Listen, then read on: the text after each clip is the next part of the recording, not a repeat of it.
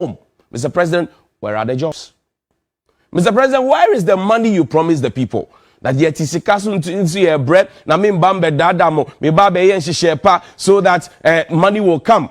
Mr. President, you keep touting the things you have done. In fact, at the last results fair, that was addressed by Vice President Baumia. In fact, just this Tuesday, you also held another forum at Ashesi University to talk about digitalization. And you spoke about things that you had done and how you are plugging the loopholes, how you are formalizing the economy, and where is the money? There's no money in the country. Sikana could be one side, Mr. President. The money is just one-sided. So those who come to defend everything that's been done, they are the ones who have money. The fuel prices changed at the pumps to 6 cedis, 90 pesos. I'm sure that the cedi and the dollar, the exchange rate and the fuel prices, we don't know which one of them will be breaking the 8. We didn't elect you, Mr. President, to be breaking the 8. We elected you, Mr. President, to fix the problems as you narrated to us and told us you had solutions to it. Now, just yesterday, look at it. In December, when you were speaking about fuel price increase, this is the window. In December, we had 4.670. That's the second window in December. January 2021 is 4.670. Same thing. We were in an election year. We had just come over. January, later in January, 5.080. You see how it's moving? Then we went to February, 5.200. And then we moved on. February, we stayed there until March.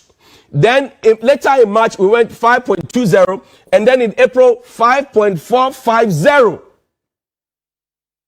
Mr. President, we drill oil in this country. We drill oil in this country. Then we moved on from April, we went to May, 6.050. We said, bah.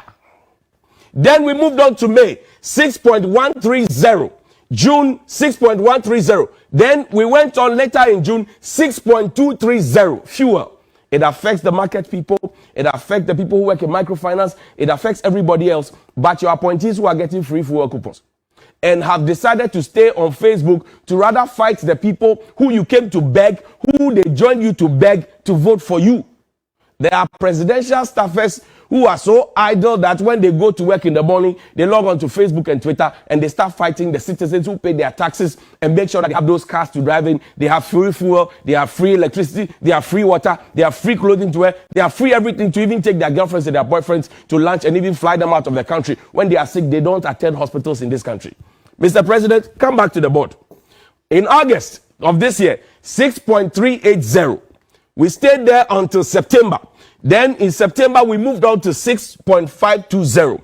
October, 6.520. From that point, we moved on straight to 6.80.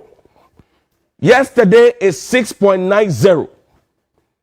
Now, how do you expect, Mr. President, the young person who is delivering his national service to the country, the young person, are you aware that they are paid only 559 cedis?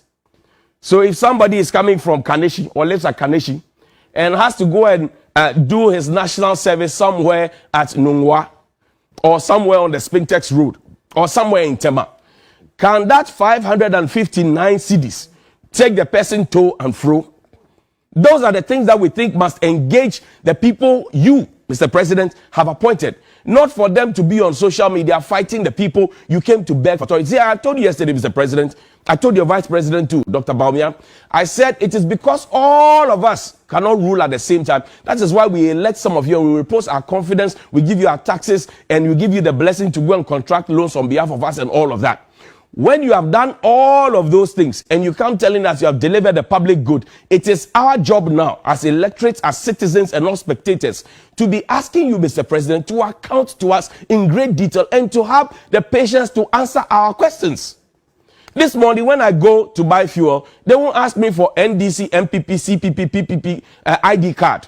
They will sell the fuel to me at that rate. Now, I'll tell you what.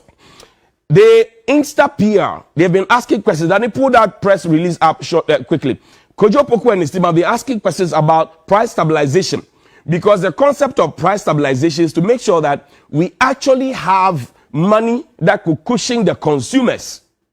We have money to cushion the consumers when some of these things come. And we've been talking about petrol price. They say, oh, well, it is, what do you call it? It's a global pricing, blah, blah, blah, and all of that. Mr. President, are you aware that you have too many taxes on your fuel? That you have tax for sanitation, and yet Bola is all over the place? Are you aware, Mr. President? Are you aware that you have NHI on it, but people, private hospitals are threatening to go on strike because their claims from NHIS is not being paid? Mr. President, are you aware that we have other taxes on petroleum prices that we could have taken off? In fact, when sometime earlier this year, the Minister for Energy, Honorable Dr. Matthew Poku Prempeh, and had a stakeholder meeting, and they quickly came to, oh, they have deducted some of the pesos from it, that 9 pesos or so. Do you remember that, Mr. President? Are you aware? Are you also aware that the MPA, through Mustafa Hamid, had come to you to say, oh, well, at this point, we are looking for Parliament to do some 2 months breathing space for the people. So they came to you and gave them your blessing. Well, that has not happened. But you see, if you look at the margin of what we are deducting, and what we are trying to save the people in quote, and what is being added on month, you will find out that we are actually giving with the right hand and taking with the left hand. The people are asking questions. Today, LPG has 18 pesos on every kilo. Mr. President, are you aware that it affects the chop bar, that it affects the school feeding program, that it affects the children in school, that it affects the eateries, that it affects everybody else, but the people who have money and get free coupons and everything else? Let's go back to 2008, because, Mr. President, you started your journey to be president in 2008. One of your close allies, and by coincidence, who is now the boss of the MPA, Honorable Dr. Mustafa Hamid, he had made a very spirited speech. Now, the finance minister has told us that the government payroll is choke. So young people cannot find jobs. He is encouraging young people to go into entrepreneurship. And mind you, he had gone to Parliament to talk about the youth bank. Where is the youth bank, Mr. President? The youth bank that you promised the people, which you had allocation for, which you had a blessing of Parliament for. Where is the youth bank where young people can go if they have entrepreneurial skills to go and look for money to go and start their business? Because the commercial banks will not entertain them. They actually don't entertain most of them. So, Mr. President, where is the youth bank? That's the question I'm asking you this morning. But let's go to 2008. Honorable Dr. Mustafa Hamid, of course, he was a young, spirited individual, and he was your spokesperson and a former national youth organizer of the NPP. He spoke to a charged crowd. Danny, play the video. Trained. Are we going to have the avenues for engaging our energies? We are promising that within the first 4 years of our government, we shall increase the employment under the National Youth Employment Program from 108,000 to about 500,000 by the end of our first 4 years in government. Kukrudu. We shall institute the Youth Enterprise Fund, so that we are not just training entrepreneurs, but we are training entrepreneurs who have enterprises to match their entrepreneurial ability. Ladies and gentlemen, for our rural youth, we will give them further boost by letting them encourage them to stay in their rural areas by developing our rural cottage industries, including leather products, handicrafts, and textiles. I have followed Nanado. I have believed in his vision. I know how far I have come in that belief. I want to invite all young people of this country to follow me in the quest towards that vision. Thank you very much.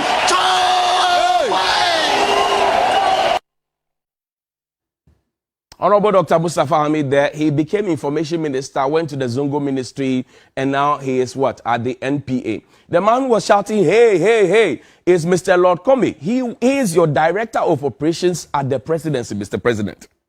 Did you abandon this whole dream of setting up a certain fund for young people who are now being told to venture into entrepreneurship? Did you abandon it? Did you abandon it, or did you restructure it and change the name as it's synonymous with politicians? You find one project, then at the next manifesto, you change it, you do something small, some skills, you put blue, black here, and then you say, oh, it is called this. We are talking about the youth bank. What you said in 2008, and Mustafa Hamid spoke, you didn't shake your head in disagreement. You were sitting and looking at him. You were in support. You appreciated what he said because you were hopeful that it would make you president. Mr. President, 2008, 2012, 2016, 2020. Are you aware that NAPCO folks, it says, dear CPT training, we are currently processing your stipends for September and October 2021. How much is the stipend? 700 Ghana cedis. 700 Ghana cedis. And even that, we cannot pay it. We cannot pay 700 Ghana cedis. We have to let them wait. We are in November. We are processing for September and October. How shameful. These are the young people you were speaking to, Mr. President. Are you aware that based on the defined period of 3 years, that is 36 months of engagement on NAPCO, this will be the final stipend paid to you? In line with your exit arrangement, you will now be given an opportunity to join the exit preparation talent pool, pending future job and training opportunities. However, where your MP has decided to go into an arrangement with you, that will be independent of NAPCO and solely between you and your MP.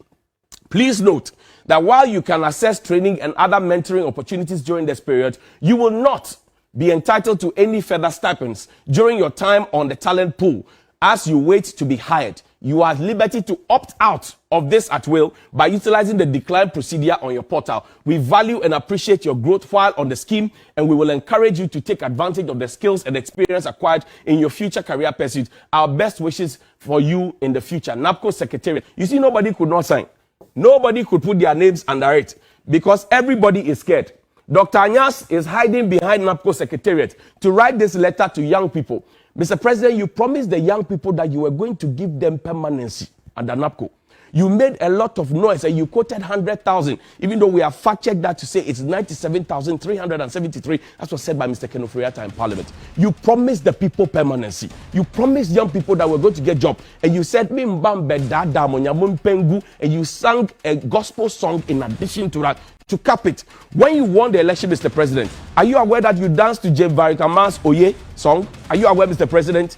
Today, the young people you asked to remember you, the NAPCOrians, they are calling on you and they are saying, where are the permanent jobs? The people you promised that fuel prices were so exorbitant that you reduced the fuel prices, they are calling on you to remember them. The people who are perhaps more competent than some of your presidential staffers who spend all their time on Facebook and Instagram and Twitter fighting people are asking for you to find them the jobs, perhaps replace them. And you see, Dr. Kwame Nkrumah and Hila Liman, they had a very unique presidential style. They didn't just pick their party people, though. They picked people who were competent. Today, because it has to be winner takes all, you have put square plots in round holes and they are running the country on our taxes, misleading and leading us in a certain direction so that they can even write a speech for you, speaking notes, and then you have plagiarized comments in it, and then you also have situations where you can say that you didn't promise this, only for you to come back to say, I made a mistake. Mr. President, things are not right on the streets. The people think you have deceived them. They are not happy with you. As I keep telling you, Bosu, Chairman, you are writing your legacy.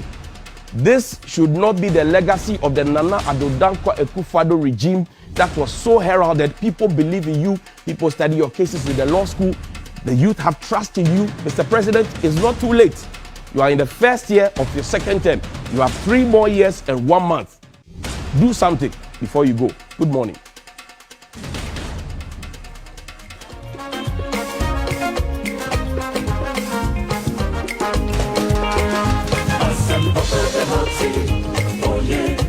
Oh yeah, I'll send Papa the Martin, say yes,